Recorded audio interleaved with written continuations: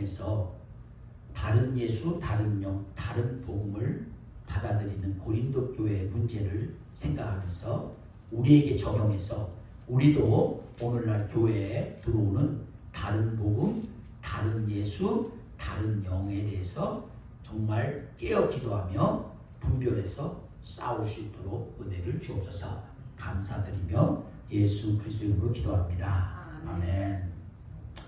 고린도 교회는요, 복음을 버린 것이 아니라 복음에 다른 것을 덧붙인 것이 문제였습니다. 그래서 더 위험한 것입니다. 포이즌요. 독은 순수한 물 한 컵에 한 방울만 떨어져도 전체를 오염시킵니다. 오늘 우리의 문제도 복음 부재 이전에 복음의 변질입니다. 바울이 울부짖듯 경고한 이 구절을 붙들고 다른 복음이 무엇인지, 오늘날 교회를 미끄러지게 하는 다른 복음의 얼굴들이 무엇인지, 우리가 그러면 어떻게 다른 복음이 아닌 다른 복음을 지켜낼 것인지를 한번 생각해 보기 원합니다. 예수 그리스도의 십자가와 부활이라는 하나님의 은혜의 뉴스에서 한치라도 중심이 옮겨져서 인간의 욕구나 인간의 성과나 인간의 이념이나 인간의 체험이 그 중심에 들어오면 그것은 이미 다른 복음으로 변질하게 된 것입니다. 교회는 약함 속에서 나타나는 그리스도의 능력 패턴을 회복함으로 복음을 수호하는 것입니다. 대지 첫째, 바울이 전한 바른 복음의 심장, 그 중심이 뭔가를 한번 보겠습니다. 첫째로, 복음은 해야 할 과제가 아니라 이미 이루어진 사건입니다. 그리스도께서 우리 죄를 위하여 이미 죽으셨고요, 이미 장사되었다가 이미 다시 살아나셨어요. 고린도전서 15장 3, 4절이죠. 그래서 복음은 명령 이전에 이미 선언이에요. 그렇게 주님이 우리 죄를 위해 죽으시고 장사님 됐다가 다시 부활하심으로 우리를 죄에서 구원하시고 사망 권세에서 구원하시고 영원한 생명을 주시고 의로운 하나님의 자녀가 되었다는 것이 복음입니다. 그러니까 이미 하나님이 뭐예요? 하셨어요. 하실 것이 복음이 아니라 이미 하셨어요. 그래서 복음은 우리가 해야 될 과제가 아니라 이미 이루어진 사건이라는 걸 분명히 알아야 됩니다. 두 번째요, 복음의 사건과 의미인데요, 사건은 십자가에서 죽으셨어요. 예수님이요. 그게 대속이에요. 죄의 대가로, 내가 지금 모든 죄의 대가로 내가 십자가에 죽어야 되는데 예수님이 십자가에 죽으셨어요. 근데 죽고 끝났으면 아무런 의미가 없는데 그 예수님이 죽으시고 부활하셨어요. 그 부활은 뭘 말해요? 승리를 말하는 거예요. 정말 죄가 용서되었다는 것을 말해주는 거죠. 그 다음에 그 예수님이 어떻게 됐어요? 또 이미 승천하셨어요. 그 승천은 단순히 하늘로 올라갔다는 의미만이 아니라 하나님 보좌 우편에 하나님과 함께 예수님이 보좌에 앉으셔서 이제 모든 것을 다시 다스리고 계신다는 거죠. 그리고 예수님이 뭘 얘기했어요? 다시 오신다. 재림. 그것은 재림하시면서 이 땅에 오심으로써 이제 완성을 이루신다는 거죠. 그래서 이게 복음의 쭉 흐름이에요. 십자가 대속하셨죠. 부활하셔서 승리하셨죠. 주님이 이미 승천하셔서 보좌에 계심으로 온 우주 만물을 하나님과 함께 다스리고 계시죠. 이제 남은 건 뭐예요? 재림에서 오신다는 거. 그래서 이 복음의 사건은 죄사함을 받았다는 거, 우리가 뭐 했다는 거예요? 의롭게 되었다는 거. 아멘. 여러분,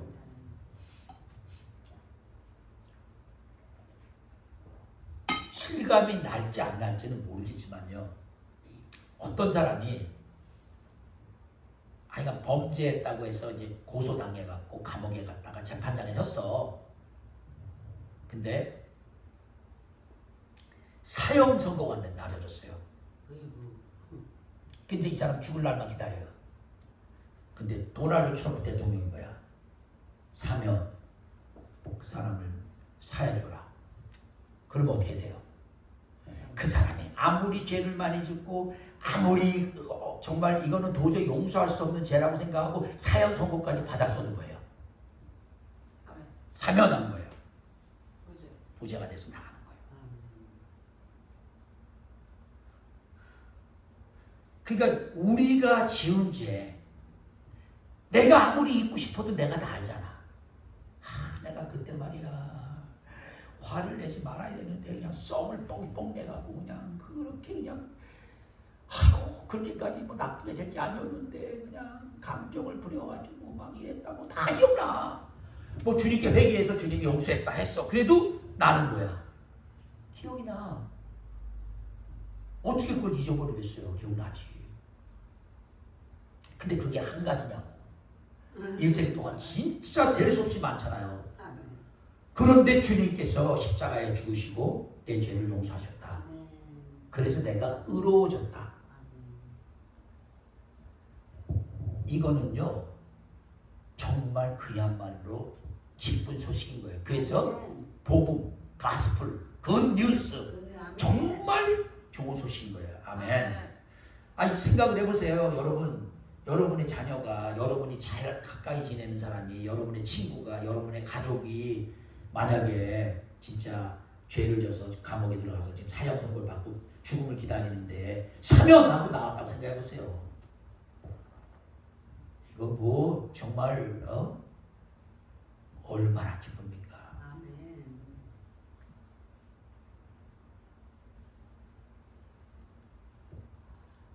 그러면서 우리가 이 땅에 사는 동안에 죄를 짓고 나도 모르게 죄의 노예가 되고 이런 것들이 다 결국은 그 뒤에 강력한 사탄이 이 땅을 지배하고 있는데 사실은 예수님이 우리를 구원하시고 우리를 의롭다 하게 하신 그 십자가의 죽으심과 부활하신 사건이 그 사탄의 권세가 붕괴되고 있다는 것은 뭐예요? 보여주는 거예요. 그리고 이제는 그 예수님의 복음 때문에 우리가 구원받은 사람들이 교회를 이루고 이 땅에 하나님 나라를 이뤄나가는 이것이 새 창조의 뭐예요? 시작된 거예요. 그리고 이제는 전에는 하나님과 우리가 원수 되어드렸었어요. 뭐를 해도 하나님이 아이고 원수인 거예요. 원수. 근데 이제는 하나님과 뭐가 됐다고요? 화목되었어요. 그래서 예수님이 사도 바울이 로마서에서 예수님을 화목제물로 그가 우리가 아직 죄인 되었을 때 그가 당신의 아들인 예수를 화목제물로 허락하셔서 우리를 하나님과 화목케 하는. 그래서 우리가 꼭 알아야 될 것은요, 복음을 받아들인 사람들은 복음 때문에 새로운 정체성이 생긴 거예요. 그래서 그런즉 누구든지 그리스도 안에 있으면 새로운 피조물이라. 고린도후서 5장 17절이요. 그러니까 여러분 분명히 어머니 아버지한테 태어났을 때는 뭐 한영자란 이름, 김진숙이란 이름, 뭐 정연배란 이름, 뭐 조성숙이란 이름, 이런 이름을 다 갖고 태어났어요. 그리고 그렇게 살아왔어요. 그 이름으로. 그런데 이름을 우리가 일부러 안 바꿨다고 쳐도 예수님을 만나서 구원받고 새로운 사람이 되면 이거 완전히 우리는 새로운 피조물이다. 과거의 한영자, 과거의 김지숙, 과거의 정연배, 과거의 조성숙, 뭐 과거의 베리, 뭐 과거의 뭐 아무개 이게 아니라는 거예요. 이게 굉장히 중요해요. 근데 사탄이요 때로는요 우리에게 어떨 때는요 우리가 이제 연약해지고 조금 이제 마음이 시험에 드는 것 같고 우울해지고 또 뭐 어두운 생각하고 그러면요 우리로 하여금 과거의 우리로 돌아가게 만들어서 이상한 짓을 하게 만든다고. 근데 그럴 때 금방 아니야, 나는 이제는 새 피조물이야. 그래서 우리 잘 아는 요 조영기 목사님은요, 아침마다 일어나면 거울을 보고 뭐예요? 나 조영기는 새 피조물이다. 하나님의 자녀다. 이제 더 이상 옛날의 조영기가 아니다. 근데 그걸 돌아가실 때까지 하셨나 모르겠어요. 나중에 별로 좋지 않은 소식이 많았는데, 우리는요 끊임없이 그 사실, 내가 새로운 정체성을 가진 사람이라는 것을 스스로 매일같이 고백하고 선언하고 그렇게 살아야 됩니다. 아멘. 그래서 우리는 더 나은 내가 되기 위한 프로젝트가 아니라 새 창조로 들어간 사람이에요. 그래서요 교회에서 자꾸 더 나은 나를 만들려고 프로그램이 뭐 심리학적인 거나 또는 무슨 뭐 기술적인 거 좀 더 배워서 외모를 좀 더 예쁘게 해서 뭐 말 기술을 좋게 해서 뭐 이런 온갖 그런 거 자꾸 더 지금보다 더 나은 나라는 어떤 그런 방향으로 프로그램을 만들어서 그런 걸 가르치고 그런 것들을 소개하고 그런 것은 사실은 복음하고는 관계가 있어요, 없어요? 없는 거예요. 그럼 이거 알아야 돼요. 정말 알아야 돼요. 우리는 이미 예수 그리스도로 인해서 새로운 피조물이 됐어요. 그냥 새로운 피조물 그러니까 좀 그래. 근데 다시 말하면 하나님의 아들, 딸이 됐다는 거예요. 영적으로 말하면 예수 그리스도, 신랑이신 예수 그리스도의 뭐가 됐다고요? 신부가 됐다는 얘기예요. 그 다음에 유업을 받는 거로 따지면 예수님과 함께 상속자로서 하나님 아버지의 유업을 함께 상속받을 형제가 또 됐다는 의미가 있어요. 아멘. 그러니까 이거 굉장히 중요한 거예요. 여러분 이걸 잊으면 안 돼요. 이 정체성은. 이게 복음의 아주 중요한 것이에요. 그 다음에 우리가 이제 복음을 받았는데 우리한테까지 복음이 왔어요. 그 복음이 우리에게 왔을 때 그 복음이 온 과정은요. 예수님의 12제자, 나중에 사도 바울, 그 다음에 그 사도 바울의 12제자들의 제자들, 그것도 그 제자들의 제자들, 그 제자들의 제자들 계속 복음 전해서 우리까지 왔잖아요. 그거를 화려한 수사적인 것보다 십자가의 두렵고 떨림, 약함과 떨림으로 여기까지 왔다는 거예요. 아멘? 그러니까 여러분, 우리 생각에 누가 말을 잘해서, 웅변을 잘해서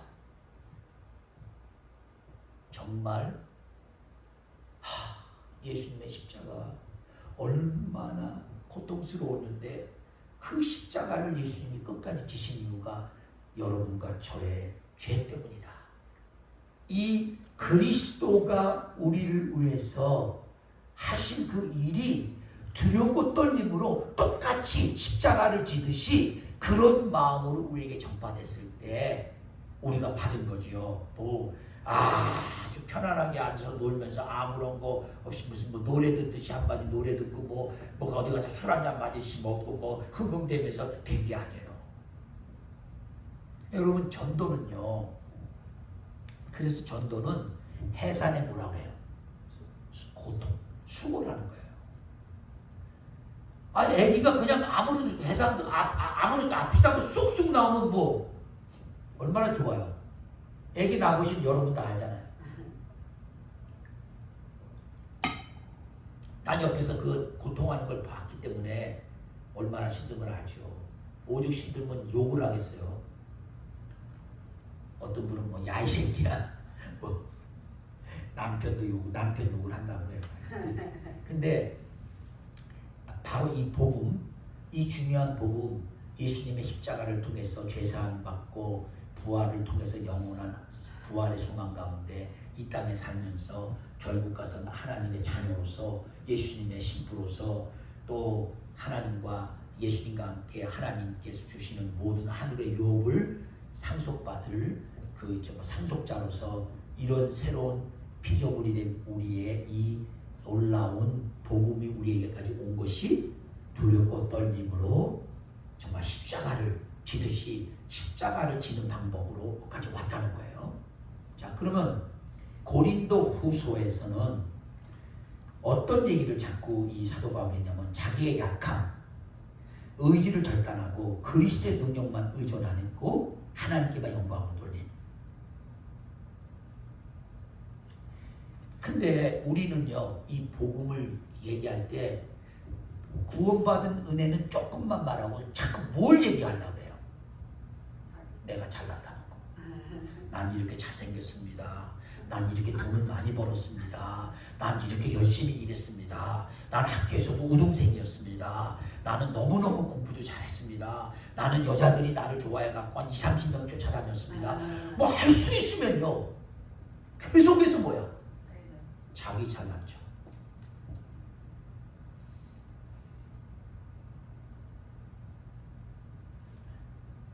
근데요, 진짜 복음 앞에 복음을 제대로 알면 나는 이런 형편없는 자였습니다. 난 이런 죄인이었습니다. 난 이렇게 정말 악한 자였습니다. 그럼에도 불구하고 하나님께서 이런 나를 예수 그리스도의 십자가에 죽으시고 부활하신 능력으로 죄사함 주시고 구원해 주셔서 나는 지금 뭐예요? 나를 의지하는 게 아니라 그 그리스도를 의지하면서 하나님께 영광 돌리는 삶을 살고 있습니다. 이게 사실은요, 복음을 받고 복음을 알고 복음에 의지해서 사는 사람의 소망과 그 삶의 자세가 되어야 된다는 거예요. 그렇게 이제 얘기해 놓고요. 그러면 우리가 한번 교회에 오늘날 이렇게 다른 복음으로 들어와 있는 것들을 한번 찾아봐야 돼요. 첫째가 뭐냐면 성공, 번영형 다른 복음이에요. 예수 믿으면 부자 된다. 예수 믿으면 성공한다. 예수 믿으면 유명해진다. 그저 예수님을 갖다가 자기 성공에다 다 집어넣는 거예요. 그러니까 예수님은 자기의 사업이나 자기의 비즈니스나 자기가 공부하는 사람 공부하는 거나 자기 직장이나 자기가 하는 모든 것을 뭐 하는 거야? 성공해주는 도우미로만 생각할 정도로 써먹는 거야. 그런 부분. 그래서 오히려 고난당했다. 실패했단 거예요.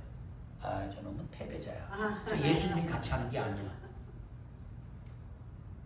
그래서 그런 교회에서는요, 아프다는 병 얘기도 못 하는 거예요. 병 들었다고 나 아프다 기도해달라면 바로 들어온 게 뭐야? 너 믿음이 없어서 그래. 너는 믿음대로 안 살아서 그래. 막 이런 식으로 그냥 갔다가 막 판단하니까 말을 못 하는 거예요.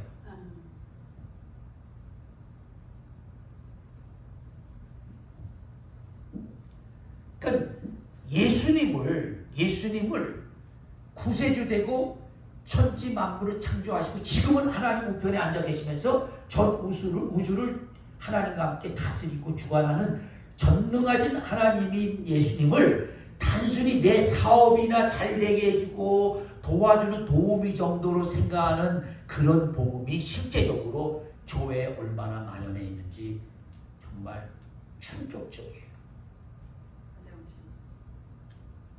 그걸 번영신앙이라고 해요. 그 지난번에도 제가 얘기했지만요, 우리나라가 너무나 가난하니까 조용기 목사님이 교회를 개척하려고 천막을 쳐놓고 말씀을 전하고 신방을 다니는데 대부분 사람들이 직장도 없을 뿐만 아니라 남편들은 다 6.25 끝나고 그냥 못 살고 힘드니까 술이나 먹고 맨날 술 취해 있고 여자들이 그냥 겨우겨우 뭐 정말 보따리 장사 뭐 머리에다 뭐 지고 다니면서 팔아서 먹고 살고 그냥 그것도 집도 없이 뭐 저 서울의 그 산에 뭐라 그러죠 그 천막 쳐놓고 그냥 사는 이런데 이분들이 하는 소리가 뭐 예수 믿고 천당 가라는 그럴 때잖아요. 아유 이게 지옥은 이게 지옥이지 뭘 천당은 둘째치고 먹고 살려나 좀 해달라고 그러면서 기도하면서 예수 믿고 구원도 받지만 정말 부자도 되고 잘 산다는 것을 소망을 준 거예요. 그래서 그때 정말 많은 사람들이 그 특별히 그 신유의 역사나 치유의 역사, 좀 귀신이 쫓겨나가는 뭐 그런 역사들 막 이런 것 속에서 막 사람들이 구원받고 그 다음에 잘 되고 이러면서 부자들도 되고 그러니까 정말 그 복음이 나중에는 앞에 부분은 다 빼버리고 뭐야? 뭐만 남았어? 예수 믿으면 잘 살아. 여러분 이런 식의 그 번영 신앙이 들어오기 시작하면요, 당장은 멋있어요. 당장은 잘 사는 것 같아요. 그러나 거기는 예수 그리스도 십자가와 구원이 없어. 그게 문제인 거예요. 그렇다고 일부러요 예수 믿으면 가난해진다고 말할 것도 없어요. 그거는 또 전혀 다른 얘기예요.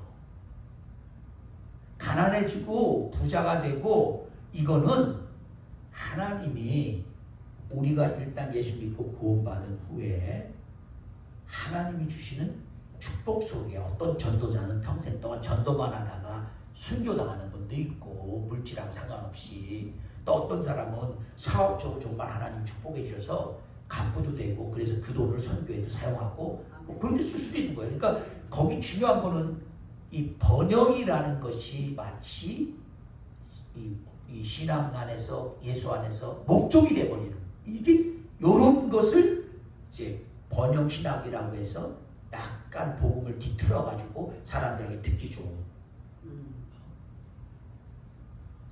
그 다음에 이제 영적으로는요 강렬한 체험은 많은데, 집회 갔는데 뭐 쓰러지기도 하고 뭐 그냥 뭐 입신비했다고 뭐 봤다고 하는데 다 좋아. 근데 회개와 거룩한 열매가 희박하다. 그러면 이거 문제가 있네.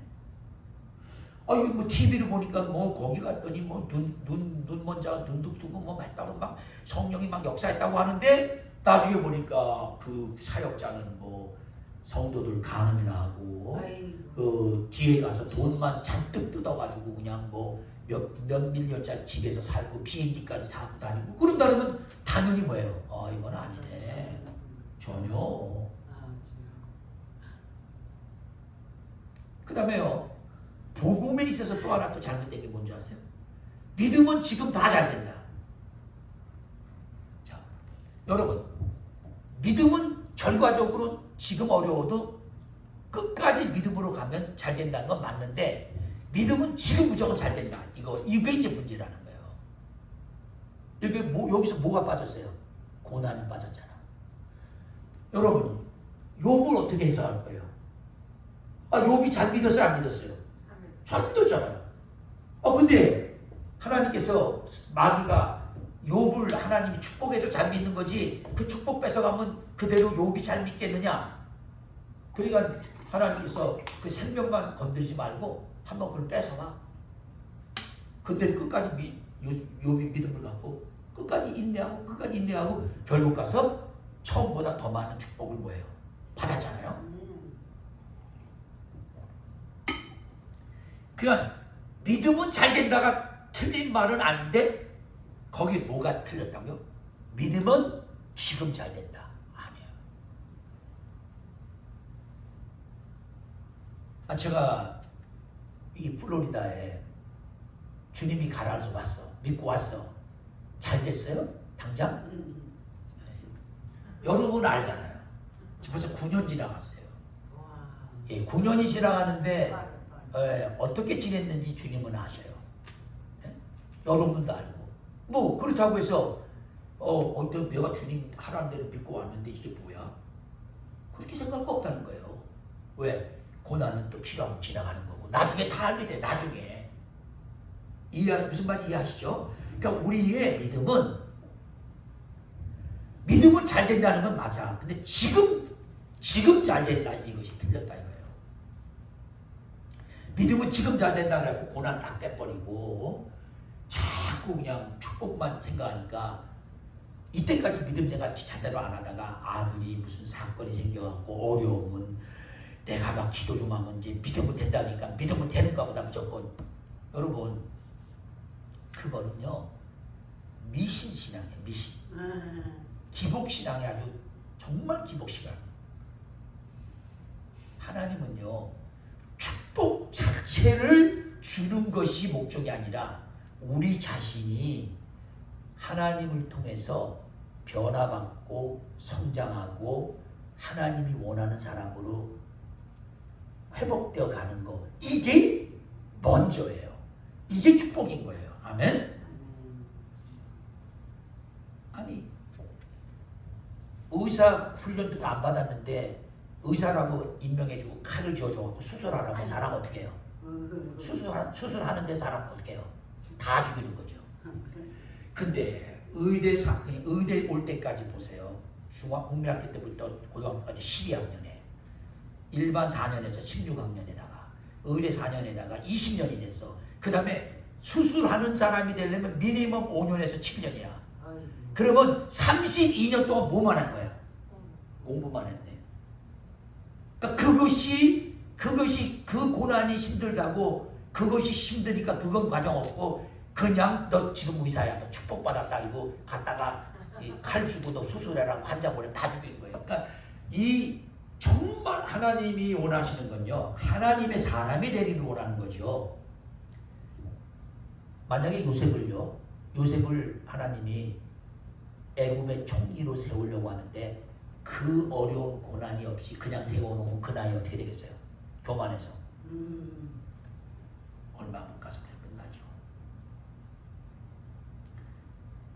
반드시 하나님은 그 사람을 하나님이 원하는 사람으로 바꿔 나가셔서 그 고난을 통한 축복을 주시는 거예요.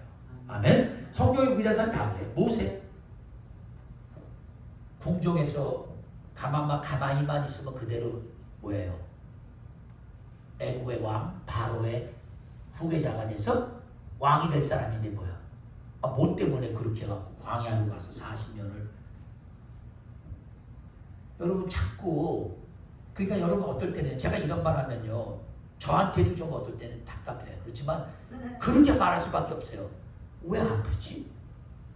좀 안 아프면 좋잖아요. 좀 왜 아프지? 아니 천국 갈 때 바로 복음 전하고 가기 전까지 그냥 정말 막 완전 쌩쌩하게 그냥 건강해갖고 막 그냥 뛰어다니고 날아다니고 이러면 얼마나 좋아. 근데 성경에서 예수님이 12제자 남기고 가셨는데 나중에 사도 바울이 또 제자가 돼 들어왔는데 다 어떻게 해요? 다 순교하잖아요.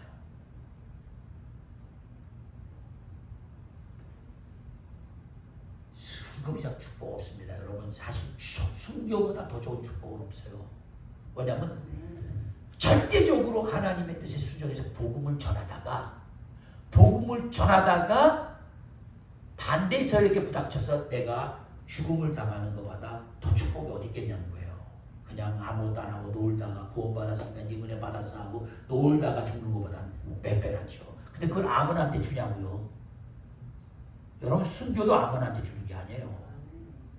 정말 하나님이 그래서 믿으면 다 돼. 믿으면 지금 다 잘 돼. 믿기만 해봐. 너 지금 당장 부자 돼. 너 좋은 직장 가져. 지금 결혼을 앞둔 사람 같으면 좋은 여자 만나. 믿고 만났는데 그 여자하고 결혼해갖고 1년을 잘 사는 것 같더니 그 다음부터 뭐야? 계속 힘드네. 여러분 결혼해서 그냥 잘 되면 그거 좋은 거 아니에요. 사람은 이해 못해요. 문제가 있는 거예요. 전혀 다른 사람을 만났는데 그럼 어떻게 문제가 없겠어요. 문제가 세고 셌어야죠. 근데 그거를 뭐예요? 그 고난을 통해 가면서 말씀 통해서 그걸 이겨내는 거죠.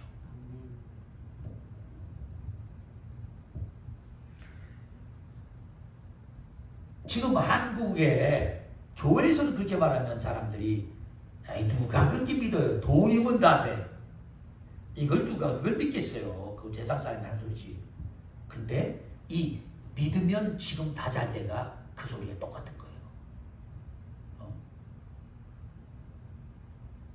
절대로 믿으면 무조건 병 다 나. 아니에요.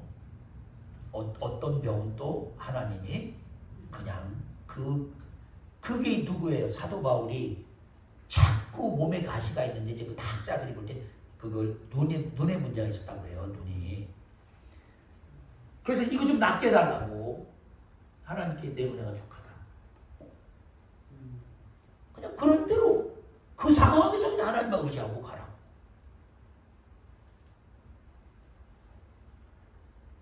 사실은요 우리 우리가 연약할 때, 우리가 어려울 때 그거를 붙들고 갔을 때 보면 다 열매가 순수한 열매가 맺어졌어요. 근데 잘 되기 시작하면요, 우리는 다 그거 잊어버려요. 내가 잘 돼서 그런 줄 알아요. 그 다음에 도덕주의나 공로주의에 다른 복음이 들어와 있어요. 그래서 자꾸 예수님은 좋은 본보기다, 예수님은 도덕적으로 아주 훌륭한 분이고 아주 최고다 이래갖고 우리도 뭐예요? 자꾸 뭐만 해요? 그렇게 도덕적으로 올바라야 된다. 너 이거 똑바로 해야 된다. 그래서 그렇게 하는 사람은 뭐예요? 예의 바르고 아주 똑바로 하고 도덕적으로 올바른 것 같으면 그 사람 믿음이 좋은 줄 알아. 근데 그거하고는 상관없어요. 절대로 예수님은 그렇다고 도덕적으로 마음대로 살라는 얘기가 아니에요. 그리고 아무개나 한 사람한테 상 주고 뭐 잘한 사람을 무시하라는 게 아니에요. 당연히 잘했다고 하면 칭찬해주고 하는데 거기에 복음이 있는 게 아니라 이거예요. 그러니까 복음은 뭐예요? 죄를 짓고 살 수밖에 없는 죄인이 들어와서 예수 그리스도의 십자가에 죽으신 그 은혜를 덧입어서 사람이 바뀐 거예요.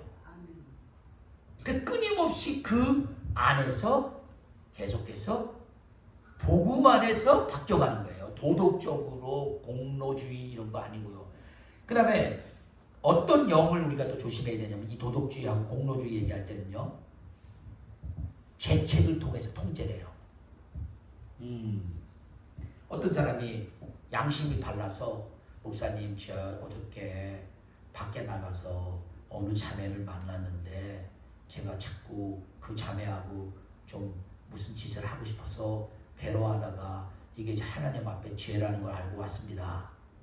이런 걸 고백하면 그거를 영적으로 통제하는 거예요. 요놈이 요런 것 때문에 그렇게 괴롭구나. 그래갖고 자꾸 뭐예요? 딱 보고 너 어저께 누구 또 만났지? 너 어쨌지? 이런 식으로서 영적으로 그 죄의식을 가지고 통제하는 거. 정말 나쁜 겁니다.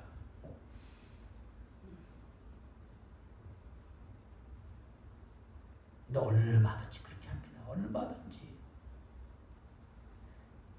그리고 복음을 이렇게 가르쳐요. 도덕주의 하는 사람들은 열심히 해야 된다. 거기다 규칙을 정해놨어. 그래야만 구원을 유지한다.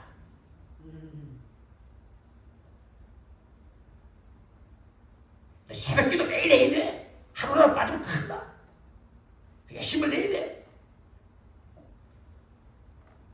성경 하루에 2시간 꼭 읽어야 돼. 그거 안 하면 너는 틀린 놈이야. 일주일에 적어도 전도를 2-3명은 해야 돼. 안 했어도 난 나쁜 놈이야. 이거는요, 복음이 아니고 이거는 당연히 구원받은 사람으로서 뭐예요? 신앙이 성장하고 하나님을 사랑해서 자연히 나오는 일이지, 그거를 그런 식으로 정해놓고 사람을 이렇게 해야 된다 저렇게 해야 된다 쪼는 건 절대 다른 복음이에요. 절대로 조심해야 돼요. 그 다음에 자기 실현이나 치유 중심의 다른 복음이 있어요. 그게 뭐냐면 예수님은 나의 자존감을 코치해주는 거야. 너 괜찮은 사람이야. 아니 너만 하면 괜찮지. 제가 예를 들어서 서울대를 가고 싶었는데 서울대를 원서를 못 내서 못 갔잖아요. 선생님이 고대 가라고 그래갖고. 그러면 나갈 때 그런 문제가 있는 거를 예수님이 고대만 나와서도 괜찮지. 뭐 학교 못 나오는 애도 많은데. 예, 이런 식으로 계속해서 예수님이 나를 괜찮아, 나 괜찮은 사람이야, 이런 거나 말해주는 분으로.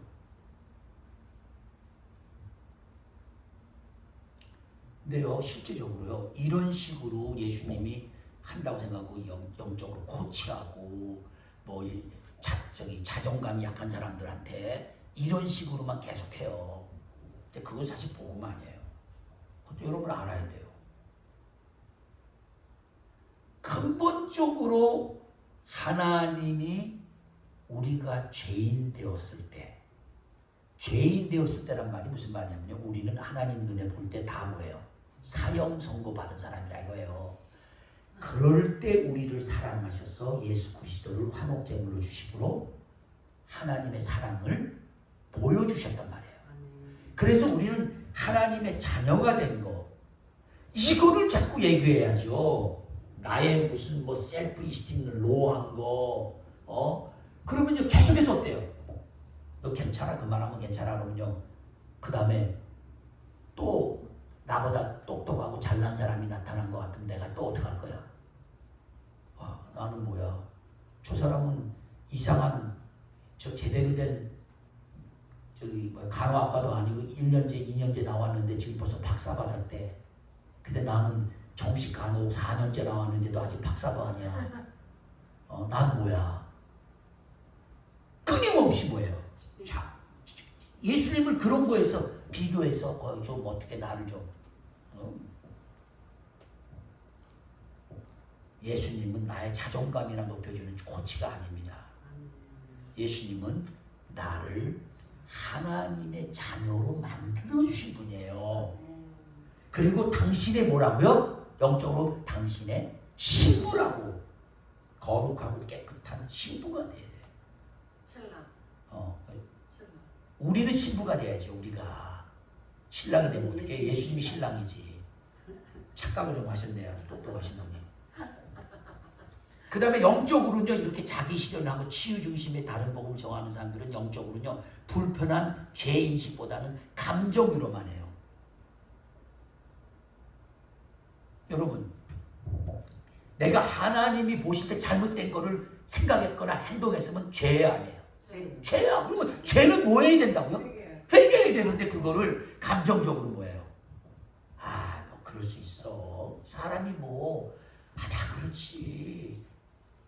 당신이 68세라도 남자인데 여자 보고 헛생각 안 할 수 있겠어? 할 수 있지. 이러면서 그냥 당연시 만들어버린 거예요. 친문제라니까요. 하나님 앞에서 죄면 죄는 뭐 해야 된다고요? 불편하지만 회개해야지. 영적으로. 주님, 20세 먹었을 때 이런 생각한 것도 정욕죄고 68세 먹어서도 월남 여자 니를 생각하고 돈을 다 그냥 10억을 날려버리는 그런 이런 병신 같은 짓 한 것도 육신적으로 정욕 때문에 생긴 죄입니다. 이렇게 고백해야지. 어떤 사람이요 14억을 날렸대요. 월남 여자 20몇 살 먹은 여자가 요거 투자하시면은 큰 돈 번다고 하니까 그 여자가 잘해주고 이쁘니까 그냥 멍해갖고 10억을 그냥 넣어 날아가 버렸어. 그거는요 돈 잊어버린 거 전에 뭐예요? 무슨 죄부터 시작한 거야? 그 여자한테 홀려. 그 감정적으로 그럴 수 있어. 우리가 남자인데 남자가 그럼 예쁜 여자 보면 안 그래? 그거 아니라니까요. 죄는 죄라고. 그럼 이 자기 실현 치유 중심의 다른 복음을 전하는 사람들 거기에서 복음은 뭐냐면 내 안에 잠재력을 펼쳐내라. 너 가능성이 많은 사람이야. 자기 개발 이런 거 있죠. 너는 아주 굉장히 위대하게 될 사람이야. 이런 거를 자꾸 띄워주는 거예요. 그러다 자기는 죄하고 십자가가 뭐야? 죄를 회개하고 십자가를 받아들이고 이런 것이 뭐야? 희미해지는 거야. 복음이 그건데 그게 다예요. 사실 복음은 나의 죄 때문에 내가 내 죄 때문에 그대로 내 죄를 하나님께 심판을 받을 때 사형인데 이 죄를 주님이 대신 용서해 주시려고 대신 십자가에 사형을 받으셨어. 근데 내 속에 잠재력을 펼치고 난리치고 이런 게 중요해요. 오히려 있는 그대로 이 모습에서 뭐 하라는 거예요? 그 받은 복음의 은혜를 자꾸 나눠줘야지. 그 다음 이념과 정체성 포획형 다른 모험이 있어요. 그게 뭐냐면요. 예수님을 특정 정치, 민족, 문화 이런 거에 상징 깃발로 사용해서 지금 우리 한국에요. 광화문 운동이 다 그게 돼버렸다니까요. 애국운동에서 예수님 하면 이제 다 뭐라고 생각해 사람들이. 애국운동 가서 뭐예요? 한국 깃발 들고 미국 성조기 들고 이스라엘 국기 들고 나가서 흔들면서 그게 예수인 줄 알아. 그래 어떤 특정 정치든지요, 특정 민족이든지 특정 문화 이런 걸 상징하는 것으로 예수님을 거기에 꽂히면 안 된다는 거예요. 예수님은 하나님의 아들이시오, 구원자시오, 예? 우주 만물을 말씀으로 창조하신 천지 창조하신 분이시오.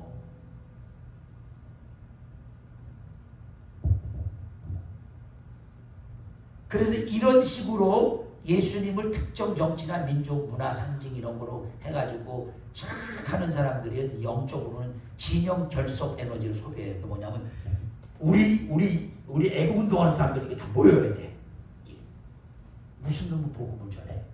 그래놓고 뭐라 그래요? 이렇게 모여서 애국하고 애국운동하니까 이것 때문에 안 믿는 사람들도 예수 믿게 된다. 이렇게 거꾸로 말을 해.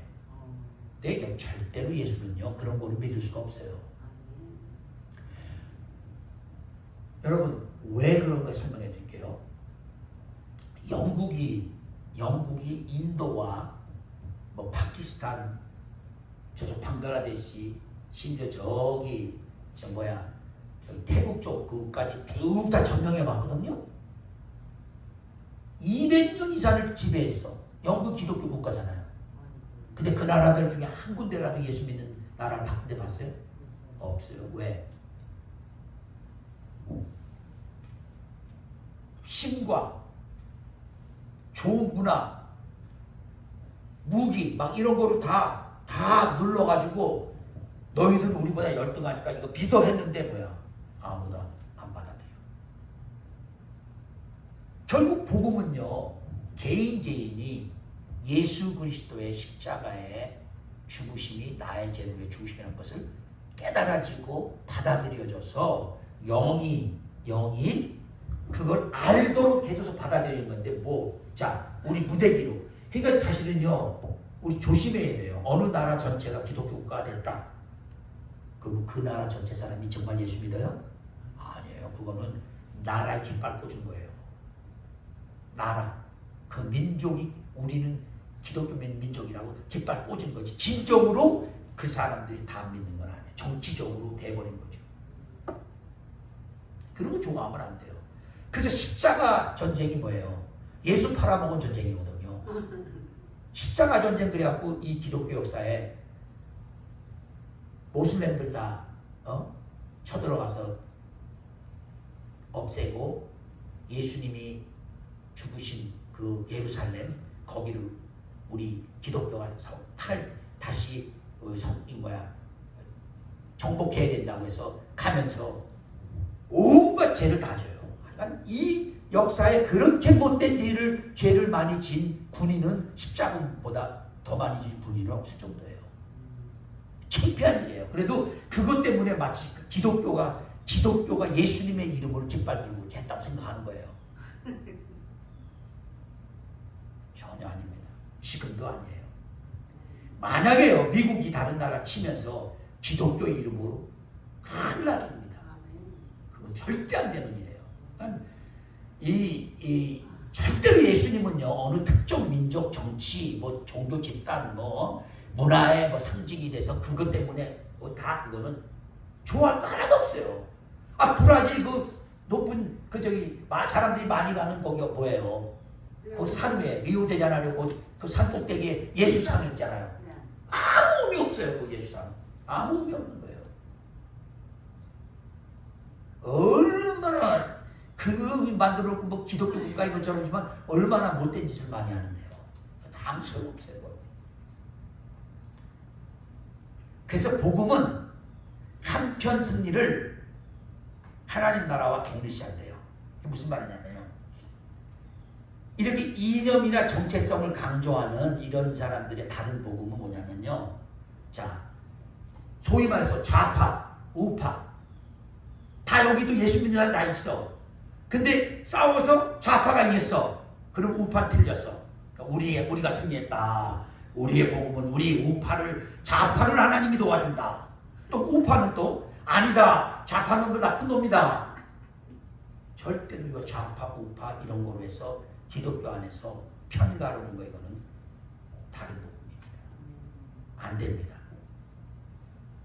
우리 한국 같은 지역 감정 많잖아요. 뭐 전라도, 경상도 뭐 이래 가면서 싸우고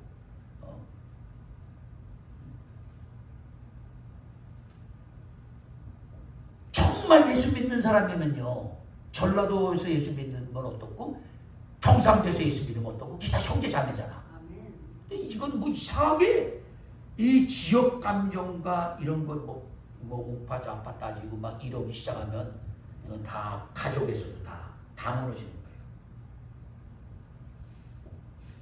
그래서 이념과 정체성을 가지고 들어온 그런 이게 다른 복음의 지금 교회에서 그래서 우리 한국 교회가 아주 두 가지로 극단적으로 지금 분열되어 있다는 거예요.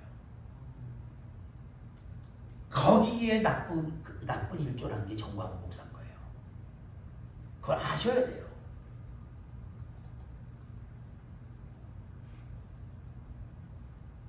두려워할 거 없어요. 이게 가서 다 알려줘야 돼요. 문제는 많은 사람이 안 보잖아요. 우리 교회 유튜브는 끼껏해 30명밖에 더 봐. 이게 몇십만 명이 보고 알아야 됩니다. 그래서 꼭 말하는 거예요. 왜냐하면 절대로 그렇게 하면 안 돼요. 미국도 마찬가지입니다. 마치 예수 잘 믿는 사람은 무조건 도나ल्드 트럼프 편이 되고 아니면 반대는 다 나쁜 놈 하면 미국 기독교도 뭐예요? 반짝 잘라가지고 반 묻어야 돼 땅에. 절대 정치적인 아이디어나 이거를 예수를 그것이 아주 당의 대표인 것처럼 그런 식의 복음은 절대로 하면 안 됩니다. 그 다음에 과도한 하이퍼 은혜 왜곡하는 그런 다른 복음이 교회에 들어와 있어요. 회개나 죄싸움 훈련 언급이 없이 그냥 무조건 그런 거 얘기하면 뭐라 그래요? 회개하라. 너 왜 그렇게 정말 죄를 자꾸 짓냐? 이런 거 얘기하고 너 영적인 훈련 없이 어떻게 하나님이 너를 쓰겠냐? 이런 얘기하면 율법적이라고. 이것도 큰 문제예요. 이걸 남용하는 것도 문제인데 반대로 이거를 하이퍼 은혜라고 해요. 은혜만 너무 강조하는 거예요. 뭐 걱정이야. 주님이 십자가에 죽으셨는데 오늘 나가서 또 술 진탕 먹고 별짓 다 하고 들어와도 또 오면 뭐 예수님이 은혜 주셨는데 주일 예배 뭐 꼭 갈 필요 뭐 있어. 집에서 예배 드리면 되지. 뭐 요즘 시대 줌 아닌 게 아니라 코비드 때 교회 못 나왔잖아. 다 그래도 다 집에서들 예배 드리잖아. 그러니까 조금 영적인 것에서 조금 좀 분명한 얘기를 하면 또 이런 하이퍼 은혜를 강조하는 데는 다 그걸 율법주의라고 그래요. 11조 그건 구약시대나 그렇게 하는 거지. 어떻게 지금 쓸 돈이 얼마나 필요한데 얼마 받지도 못한데 월급 11조까지 또 내라 그래. 다 그 율법이야. 우리 전도 나가기 위해서 전도 훈련 받읍시다. 전도 그냥 안 되니까 전도에 하려면은 우리 같이 이렇게 기도하고 예를 들어서 이런 말씀도 외우고 사람을 만나면 이렇게 하고 무슨 훈련이야. 훈련은 은혜로 사는 거지. 무조건 딱 갖다 은혜로 붙지. 그걸 하이퍼 은혜라고 해요. 그것도 지금 사실은요. 알게 모르게 역사는 교회 속에 있는 아주 다른 다른 예수의 그런 걸 가르치는 거랑 똑같아요. 그래서 거룩 없는 자유는 결국 노예 상태인 거예요. 자, 나 자유롭다. 분명히 사도 바울이 예수님 안에서 우리 자유롭다 그랬잖아요. 그런데 자유만 강조하다 보니까 뭐 내가 뭐 내 몸인데 뭐 내가 가지고 뭐 마약 먹고 싶어서 먹었어. 내가 술 먹고 싶어 먹었어. 내가 남한테 해 안 주면 되잖아. 근데 먹다 보니까 내가 어떻게 됐어 이제 중독이 돼버렸네. 자기가 스스로 이제 거기서 자유롭게 나올 수 있어요? 못 나와. 그러니까 거룩함이 없는 모든 자유는 이거는 정말 무서운 결과를 낳아요. 어떤 사람이 그래요. 아이 뭐 내가 뭐 지금 젊었으니까 그렇지 뭐 늙어지면 어차피 그래라도 못해. 그리고 이 여자 저 여자 만나면 바람을 계속 펴. 그러면 그게 어떻게 됐어? 그 사람의 삶에. 그게 삶에 중독이 돼버려요. 그러면 나이가 들어도 결혼해서 한 여자와 가정을 이루어서 이렇게 커미트먼트하고 정말 거룩하게 사는 걸 몰라. 그래서 정말 중요해요. 그러니까 우리가 뭐 이런 얘기를 하고 저런 얘기를 하는 사람들을 이렇게 들어보면 저거 좀 큰일 나겠네. 저건 복음하고 다른 건데 이거 구분할 줄 알아야 돼요. 그 다음에요. 비밀 지식형 왜곡이라고 해서 영지주의자들, 음모주의자들 그런 것을 통해서 들어와서 교회에 어떻게 이제 사람들을 혼란시키냐면요. 예수님을 코드를 해석하는 열쇠쯤으로 도구예요. 이런 비밀 코드가 있어. 이거를 알려면은 그리고 예수님은 그 코드를 열어주는 정도야. 다 음모야, 음모. 뒤에 뭐가 자기들끼리 한마디로 비밀이야, 비밀. 비밀스럽게. 예수님이 그렇게 십자가에 죽으신 거 그냥 믿기만 하면 금방 그걸 어떻게 받겠어. 그건 그냥 상징적인 얘기지. 분명한 비밀이 있어. 근데 일반 사람들은 몰라. 우리만 아는 거야. 그러려면 그 비밀 코드가 있어. 그러려면 우리한테로 와.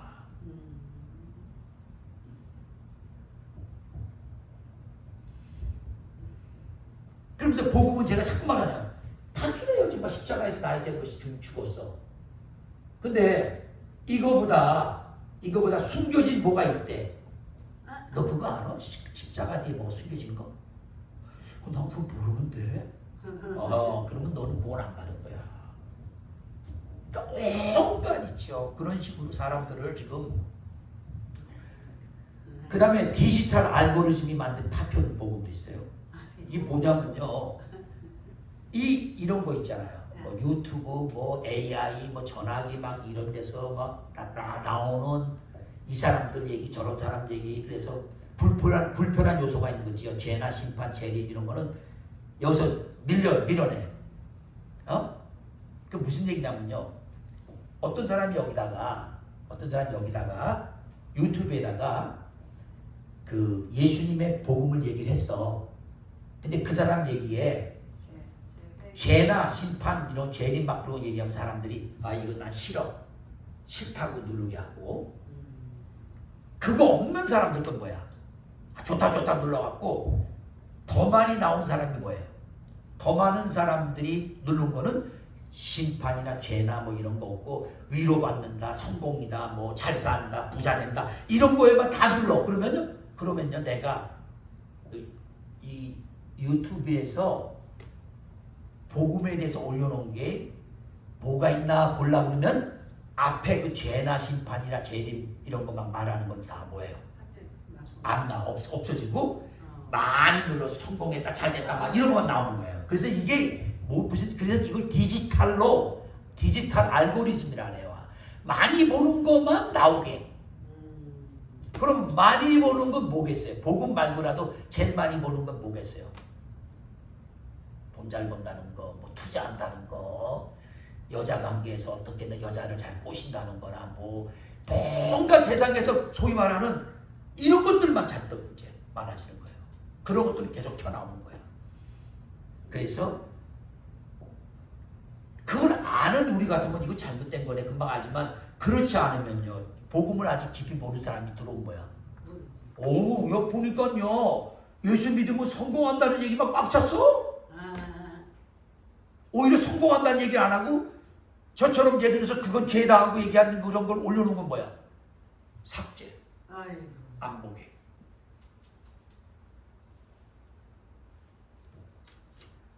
그래서 다른 복음은 전면 교체가 아니고 중심을 이동했다는 거예요. 이걸 잘 알아셔야 돼요. 중심이 예수의 십자가 부활에서 나의 지금 욕구로 싹 바꾸는 거예요. 내가 지금 필요한 거. 내가 지금 저거를 꼭 가져야겠는데. 내가 이렇게 해서 직장에서 성공을 해야 되는데. 내가 저 사람 무지무지 좋아하는 이쁜 여자인데 저 여자를 내 거로 만들어야 되는데.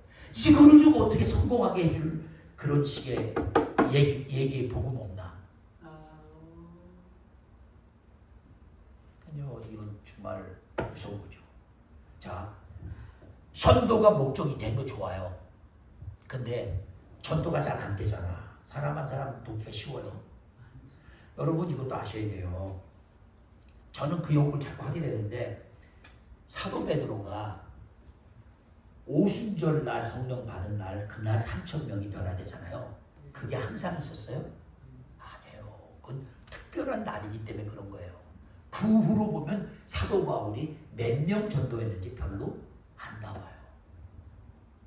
그렇게 뭐 만나는 사람마다 그냥 그 뭐 사도 바울 정도 되면 만나면 무조건 다 변화되나 보다. 아니에요. 그런데 우리는 오늘날 숫자가 많아지고 많이 전도했다 그러면 자꾸 사람들로부터 영광을 받으니까 뭐예요? 빨리 저 사람을 어떻게 좀 변화시키고 싶고 사람을 끌어야 되니까 자꾸 나도 모르게 사람들이 좋아하는 거로 어프로치를 하는 거예요. 그렇게 해서요, 복음을 처치하는 쪽으로 가짜 복음인데 진짜가 아닌 걸 자꾸만 소개해 주기 시작하면요, 나중에 진짜 복음을 그 사람이 못 받아들여요. 그렇기 때문에 내가 40년 동안 복음 전한다고 애썼는데 내 눈에 보니까 별로 나 때문에 변화된 사람 없는 것 같아도 절망하지 마세요. 내 복음이 바뀌지 않고 내 복음의 중심이 예수와 하나님 나라 여기서 떠나지 않고 있다면요, 비록 지금 몇 명 없어도요 정말 제대로 믿음 생활을 하고 있는 거예요. 그러나 아무리 사람이 내 앞에 많이 나 통해서 왔지만 그게 진짜 복음이 아니고 나에게 욕구를 채워주는 그것 때문에 왔다면 그는 진정한 복음이 아니기 때문에요, 결국 사람이 구원을 못 받아요. 그래서 어떤 메시지를 들을 때요, 나에게 즉각 생기는 감정이 겸손과 감사가 오는지 우월감이 오고 조급함이 오고 막 두려움이 오고 막 이런 게 오는지, 그거 갖고도 바로 내가 복음을 들었는지 아니면 이거 가짜 복음 들었는지를 알 수 있어요. 여러분 불편하잖아요. 어느 사람이 교회 성장 얘기한다고 와갖고 20명 미만 교회는 교회가 아닙니다. 그게 무슨 교회입니까? 20명도 안 되는데. 적어도 말이야, 사도 바울은 한 번에 3,000명이 변화됐는데 베드로는 적어도 목회자가 3,000명까지 못하더라도 뭐 좀 교회를 하면 뭐 20-30명 이상은 돼야지 그게 그 교회입니까? 그러면 그 듣고 은혜가 돼요? 아니면 낙심이 돼요? 낙심되죠. 근데 조금 30명 넘는 사람은 또 뭐가 생겨요? 우월감이 생기죠. 나는 30명 넘게 되니까 나는 제대로 하는구만. 그러면 그것도 잘못됐다는 거예요. 그러니까 그런 걸 들었을 때 우월감이 오고 막 조급함이 오고 역낙심이 되고 난 틀렸구만 그럼. 그래서 오늘날 특히 교회 성장은요 정말 문제가 많습니다. 교회 성장이라는 게 그냥 숫자 많은 거야. 그러면 이제 오늘 시간이 많이 가서 이제 마지막이라 제가 정리를 좀 다 하는 거예요. 다른 복음을 분별하고 막는 길. 이제 내 자신도 그래야 되고 다른 사람들한테 가르쳐야 될 거 아니에요. 그 중에 뭐냐면 3종 필터를 적용해야 돼요. 첫째는요, 예수님인데 내가 묻던 예수님이 성육신에서 이 땅에 오셔서 십자가에 죽으시고 부활하시고 재림하신 전인격적인 예수님인가 아닌가, 그거를 봐야 돼요. 여기서 하나라도 벗어났으면 아닌 거예요. 그 다음에 그 영은 그 영이 맺는 열매가 뭐예요? 성령이 맺는 열매가 사랑과 거룩과 뭐 쭉 나오잖아요. 그 중에 또 하나는 자기 부인이야. 이거 굉장히 중요해요. 왜냐하면 우리가 사람을 만나서 얘기하면 저 사람은 자기 부인이 없어. 자기가 다 맞는데. 그럴 것은 뭐예요? 아닌 거예요. 입만 열면 어떤 사람은 하나님 죽어 그래요. 이게 이 작은 일 아닙니다. 하나님한테 하나님도 죽어 까불면 이런 사람 있어요. 이런 세상에 정말 심각합니다. 이거 그 속에 무슨 영이 역사하길래 그런 말이 나와요. 그냥 내가 육신에 있어서 그냥 화가 나서 저 새끼 죽이 새끼 뭐 이런 거는 뭐 우리가 할 수가 있어요. 근데 어떻게 우리가 절대적으로 두렵고 떨림으로 섬기고 그분의 뜻을 위해서 목사가 돼서 일하는데 그 하나님께 하나님 까불면 죽고가 나와요.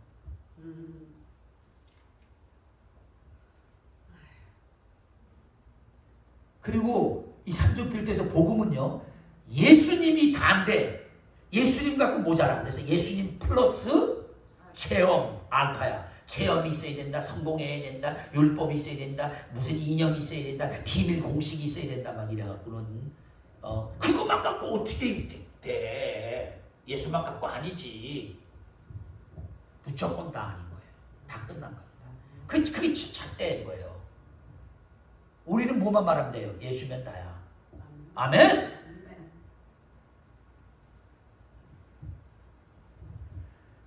그 다음 두 번째 복음 핵심 재앙성을 해야 돼요. 그래서 우리가 이 신앙 고백 이 사도신경도요 그 중에 하나예요. 사도신경이요 그게 우리가 맨날 고백하는 거지만 이게 복음의 엑기스를 적어놓은 거거든요. 그리고 그리스도께서 우리 죄를 위해 십자가에 죽으시고 부활했다. 우리는 은혜로 믿음으로 의롭다함을 받았다 하는 이 고백이 늘 있어야 돼요. 우리 그랬다면 이제 앞으로 두 분 대표 기도하신 두 분은 꼭 기도 때 그 얘기를 하셔요. 예? 정말 우리는 죄인이지만 은혜로 십자가에 그러니까 우리의 죄를 고백하고 우리의 죄를 용서해 달라고 또 혹이라도 한 주간 내가 믿음 없이 살고 참 하나님께 죄 잘못된 게 있다면 고백하고 회개하고 그걸 하나님 원하는 거예요. 그 다음에 성찬. 성찬 때 성찬은 말 그대로 주님이 하신 일을 이 성찬을 받아들여서 십자가에 죽으시고 피 흘리신 그 잔과 십자가에 채찍에 맞으면 온몸이 찢어진 떡을 들고 눈으로 보면서 고백하는 거예요. 그게요. 성찬이. 성찬이 아무것도 아닌 게 아니에요. 굉장한 이 복음의 이것을 인정하는 거예요. 근데 뭐 교회 좀 커진다고 한 번 하기 쉽지 않다고 1년에 뭐 부활절 때 한 번 하고 크리스마스 때 한 번 하고 그게 말이 돼요? 주님이 뭐라 했어요? 모일 때마다 성찬을 드리라고. 그 다음에 본문을 따라가는 말씀 양육을 해야 돼요. 이게 무슨 말이냐면 제가 이제 성경 공부를 하면 성경 가르치면 뭘 쭉 다 본문을 읽잖아요. 따라가는 이유가 그거 하나 내가 필요하고만 딱 빼갖고 말하고 그게 단 줄 알면은 사람들이 자꾸 눈이 뭐예요? 감겨요. 그래서 성도들이나 나나 그게 그 말이 나와서 그게 왜 나왔지? 가만있어 보다 오늘 우리 본문에 만일 누가 가서 우리가 전파하지 않은 다른 예수 전파하고 너희가 받지 않은 다른 영을 받게 하고 너희가 받지 않은 다른 복을 받게 하는데 너희가 잘 용납하는구나. 그러면 그 당시에 고린도 교회 성도들이 그걸 받아들였다는 건데 이 본문 다른데 어디 그런 얘기가 나오나? 다 읽어보고 다른데 비교해보고 그러면 여기서 내가 못 찾겠으면 다른데 어디에 그런 얘기가 있나? 그러니까 이 전체적으로 이렇게 공부를 해야지 그냥 뭐 하나 다 빼갖고 그거 하나 가지고 다른 거 다 그냥 말 않고 그러면 자꾸 이제 사람들이 그 분별력 잃어버리죠. 그 다음 고난신학 내재가 해야 돼요. 번영형 왜곡은 고난 읽고 실패는 아니다. 고난이 실패해요? 아니에요. 고난이 오히려 차라리 뭐라 그래요? 축복이다 하는 게 오히려 맞는 거예요. 내 은혜가 내게 족하도다. 약한 그때 강함이라. 사실요, 제가 이제 내일 큰아들 만나러 가지만 지금 생각해보면요, 그 큰아들이 졸업식에서 걔가 무슨 상을 받아야 돼요. 1등을 했어 그걸. 근데 그걸 못 받고 다른 미국 애를 줘버린 거야.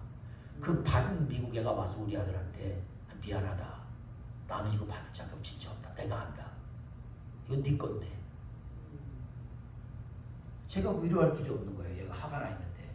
근데 내가 예수님은 죄가 없는데 억울하게 죄인이 돼서 죽었다 그랬더니 우리 아들이 그 당시는데요. 아빠 내가 예수님이야? 내가 뭐 예수도 아닌데 왜? 그러니까 예수님도 우리의 본이 되셔서 죄도 없는데 받았는데 너는 네가 받아야 될 걸 저 사람 줘서 축복을 해줬으니 그냥 그걸 감사하자. 근데 그 사람은 그때 그거 받고 어디 갔냐면 비행기 조종사가 됐어요. 우리 아들은 의사가 됐고. 근데 그 후에 또 우리 아들은 의사 하다가 뭐예요? 또 비행기 조종사가 됐어.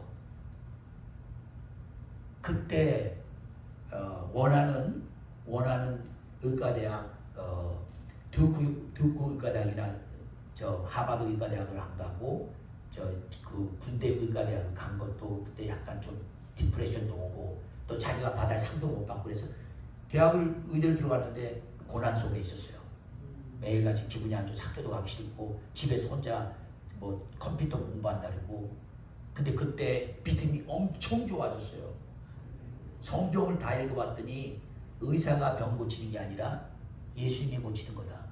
그럼 의사가 뭐 하는 거냐? 의사는 병이 왜 생겼는가 그 원인을 조사하고 발견하고 그래서 거기에 대한 처방을 하는 거지 의사 자체는 병을 고칠 수 없다. 그래갖고 믿음이 좋아지니까 엄마한테 전화해서 엄마 성경 공부 왜 가르쳐? 그 말씀이 역사할 거 믿지? 그럼 엄마 병든 사람한테 기도해 줘야 돼. 기도해 주면 하나님 나. 그 어려움 속에 그때 뭐 자기가 원한 대로 다 됐으면 뭐 그런 거 하겠어요. 그러니까 저희는 지금 당장은 몰라요. 그런데 정말 우리가 받는 고난은요 하나님의 축복이라는 것을 정말 내가 영적으로 깨어있고 믿음으로 살면 그걸 나중에 알게 돼요.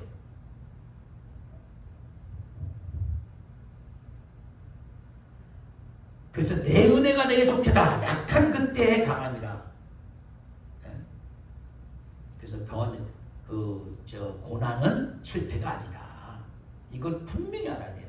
그 다음에 이 순서의 훈련이 있어야 돼요. 은혜, 정체성, 순종, 소망의 순서 이렇게 그런 것을 우리가 해서 거꾸로 가면 안 돼요. 순종, 자격, 인정. 그럼 야 너 순종해. 그럼 너 자격 줄 거야. 너 순종해. 막 이렇게 우리로 하여금 먼저 그렇게 해서 가는 것이 아니라 우리는 은혜 받았기 때문에 내가 하나님의 사람이 됐고 은혜 받았으니까 집사도 됐고 은혜 받았으니까 권사도 됐고 그래서 순종하고 그래서 소망이 생기는 거죠. 내 말 들어. 순종해. 그럼 내가 자격 줄 거야. 이게 무슨 말인지요? 아는 사람만 알아요. 그 다음에 디지털 분별하는 습관을 만들어야 돼요. 디지털, 그러니까 뭐냐면 우리가 이제 이런 TV를 보든 유튜브를 보든 왜냐면 이 시대에 살아서 얘기하는 거예요. 맨날 봐요. 맨날 보는데 여기서 예수 십자가 부활을 분명히 말하는가 안 하는가? 이거 안 하면 일단은 말도 잘하고 다 좋은데 아니네. 은혜가 먼저인가? 자꾸 율법만 말하네. 뭐 하라 그런 것만. 아니야. 언어가 많은지 많은지 그게 무슨 말이냐면 거기에서 말하고자 하는 그 말이 정말로 성경에서 말하는 말과 맞는지를 꼭 어디서 뭘 들었다면 점검을 하셔야 돼요. 그 다음에 회개를 은혜 재적용으로 재정의하는 거. 회개는 정죄의 골짜기가 아니라 복음 샘물로 되돌아가는 문이라는 거. 그러니까 자꾸 회개를 나쁘게 생각하는 사람들이 회개하라는 거예요. 되게 율법적이네. 근데 사실은 회개는 뭐예요? 왜 회개하는 거예요? 네. 정말 은혜가 다시 터져요. 여러분 진정한 회개라면요 은혜가 터져요. 유다는 예수님 팔아먹고 후회를 했어요. 회개한 게 아니라. 그러니까 자살로 끝났어요. 근데 베드로는요 예수님을 3번 부인하고 통곡의 눈물을 흘렸어요. 진짜 회개를 한 거예요. 그러고 나서는 예수님께 다시 부활한 예수님 만나고 다시 양떼를 섬기는 목자로 세움받고 정말 큰 복음 사도자로 쓰임받았어요. 그러니까 우리가 그 분별을 해야 돼요. 분별. 그 다음에 이거는 여러분도 알아야 돼요. 어디나 리더와 구조의 투명성에 재정 의사결정이 불투명하다. 뭐냐면 돈을 어디다 썼는데 보고가 하나도 없어. 작년에 2만 불 들어왔다는데 그냥 다 썼다고만 가고 어디에 썼는지 몰라. 그런 보고를 안 해. 그럼 벌써 뭐 해야 돼요? 의심해봐야 돼요. 이상하네. 아무리 은혜되지만 아무리 교회되지만 들어왔으면 썼으면 뭐에 썼는 정도는 알아야 될 거 아니야. 그렇지 않아요? 500불은 예를 들어서 뭐에 썼고 700불은 뭐에. 근데 그런 건 몰라도 된대. 그게 왜냐면요.